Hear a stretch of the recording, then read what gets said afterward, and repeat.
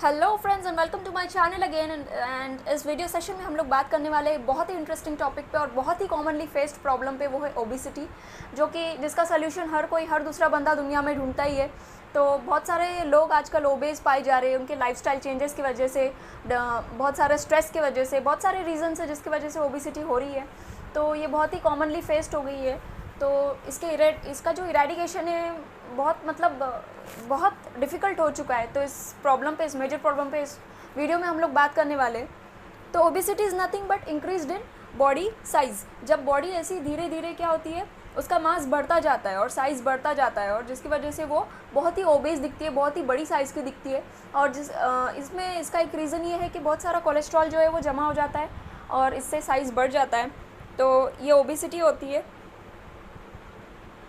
और इसके जो रीज़न्स है कि अगर आप काम से बिल्कुल भी फ्री है, आपके पास कोई भी एक्टिविटी नहीं है करने के लिए, आप लेज़ी पड़े हो, तो ये भी एक रीज़न है कि आप ओबेस हो जाते हो। दूसरा तो ये भी है कि एंडोक्राइन डिजीज़, अगर एंडोक्राइन सिस्टम वो होता है फ्रेंड जो हमारे हार्मोनल सिस्टम को कंट्रोल करता है। हमारे बॉडी में जो भी हार्मोन्स होते हैं जो रेगुलर फंक्शन को कंट्रोल करते हैं, अगर उसमें कोई गड़बड़ी हो गई, यानी कि एंडोक्राइन सिस्टम में अगर कोई गड़बड़ी हो गई, तो ये भी एक बहुत बहुत बड़ा कॉज है इस मेजर प्रॉब्लम का। और हेरिडिटी भी एक रीज़न हो सकती है इसकी, कि अगर आपके फैमिली हिस्ट्री है, अगर जिससे आपका ब्लड रिलेशन है वो ऑलरेडी बहुत ओबेस है, तो चांसेस है आपके भी कि आप भी ओबेस हो जाए। तो ये भी एक रीज़न हो सकता है, हेरिडिटी भी।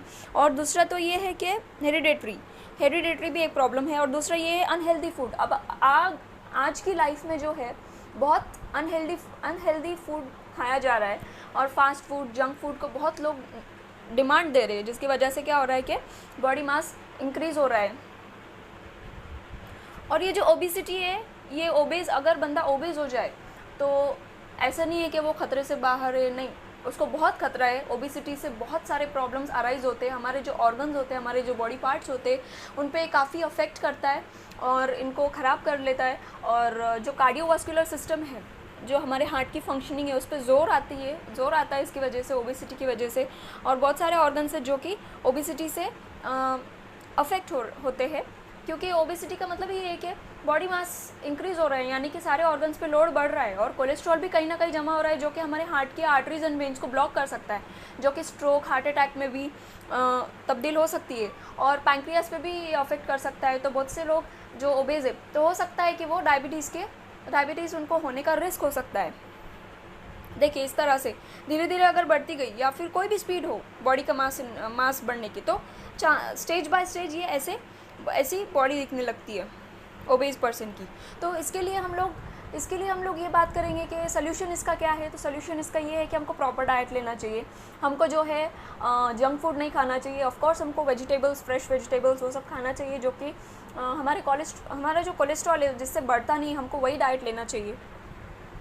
और हमको calorie count, the next solution for this is calorie count. हम जितना भी कुछ खा रहे हैं, हमको कैलोरी का काउंट रखना ज़रूरी है। कैलोरी का हिसाब अगर हम लोग रखते हैं, क्योंकि कैलोरीज अगर ज़्यादा ले लिए ना फ्रेंड्स, तो बहुत सारे चांसेस है वो बंदे के कि वो ओबेस हो जाए। तो उसको चाहिए कि वो अगर कुछ खा रहा है तो बराबर से कैलोरी को काउंट करके खाए।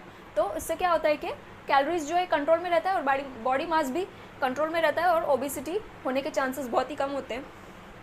दूसरा तो है बहुत ही मेन और बहुत ही इंपॉर्टेंट, वो है एक्सरसाइज। वो पर्सन को चाहिए कि वो ज़्यादा से ज़्यादा एक्सरसाइज करे। पहले तो बहुत से लोग ऐसे करते हैं कि अगर उन्होंने डाइट ज़्यादा ले लिया तो पहले ही डर जाते कि कहीं हम ओबेस ना हो जाए, इसलिए वो पहले ही एक्सरसाइज करते और इस खतरे से बच भी जाते। लेकिन अगर ऑलरेडी कोई ओबेस है तो उनको चाहिए कि वो रेगुलरली एक्सरसाइज करे, मॉर्निंग वॉक करे, जिसकी वजह से क्या होता है, कोलेस्ट्रॉल और चर्बी जो भी है एक्स्ट्रा, वो झड़ जाती है और बॉडी शेप में भी आती है, और ओबेस भी नहीं होता है कोई।